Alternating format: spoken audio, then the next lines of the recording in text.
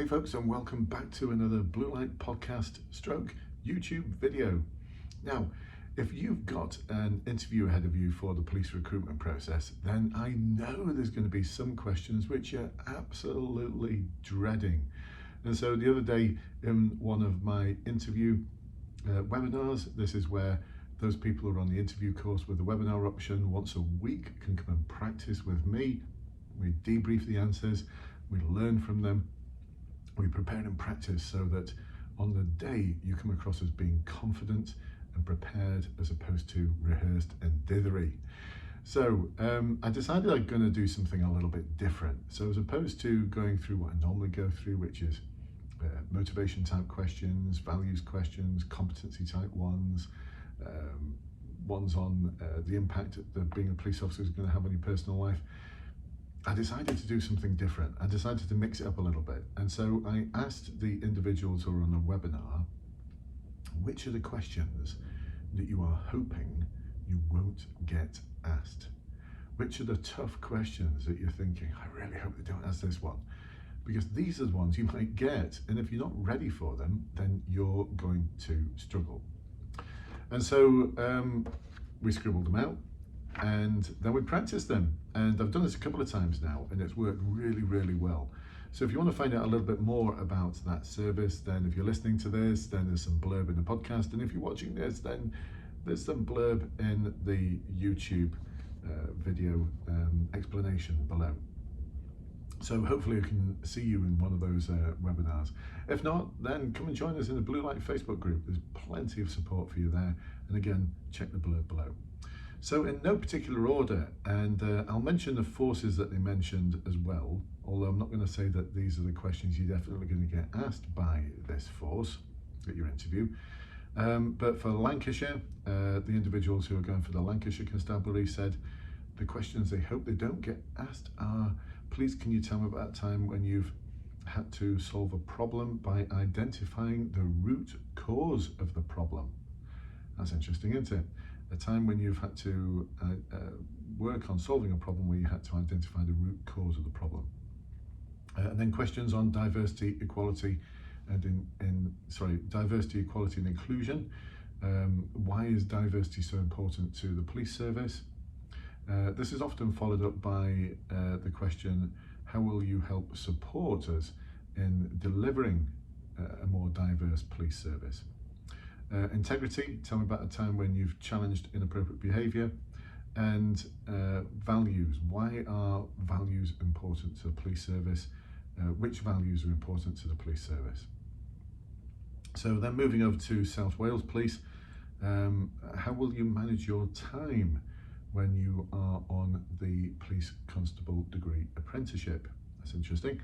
What we're looking at there is how you're going to balance your studies, your work and your home life.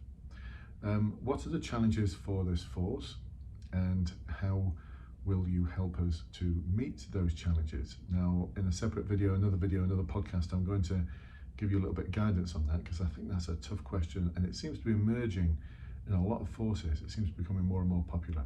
And by the way, you know, I'm not going to say that these are the questions for these forces, and even if they were, I'm not going to say that they're going to stay these questions for these forces, because one thing I've noticed over the years is every few months forces change their questions, or they might keep their questions the same for a year and then change them for a month and then change them to something else the next month. There's no consistency whatsoever. And I know some forces are actually using two different question banks. So if you have got a friend who's just been for the interview yesterday and they say these are the questions, don't think that you're definitely going to get those questions, because they're mixing it up a little bit. And so they should. And so over to West Yorkshire Police, tell me about a time when you've changed the style of your communication to meet the needs of others. And tell me about a time when you felt negative about something that you wanted to achieve. Odd question, that one though. I'm not quite sure. I don't remember saying on the webinar, I'm not really entirely sure that question is going to crop up, but if that's the one you don't want to get asked, hey, let's practice it. Over to Sussex, can you tell me about a time when you've analysed information from a range of sources in order to make a decision?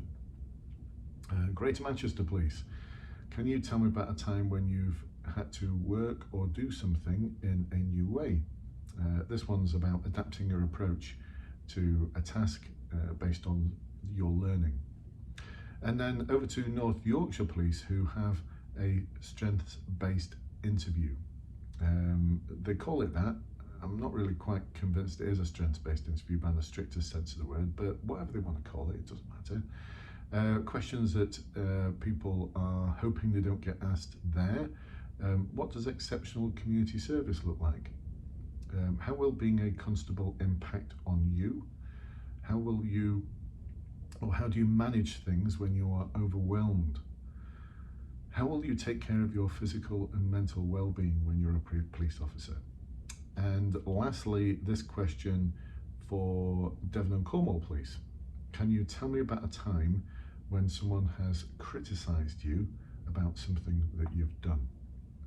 So there you go, folks, 15 questions that my clients hope they don't want to get asked. So quite a few, 3 webinars now, we've actually practiced this, and it's been really, really interesting. And I think this might be a model I'm going to use in the future, just to ask people, what's the question that you're really, really concerned about? Because that's the one we need to focus on, not the questions where you think, oh, I've got an awesome answer for this.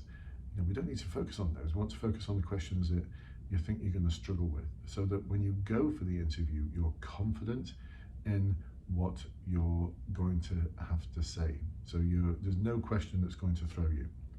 And this is what I specialize in doing, folks. My interview course, I think I cover just about every type of question you could ever get asked, including those tricky forward-facing ones that seem to be emerging as increasingly popular.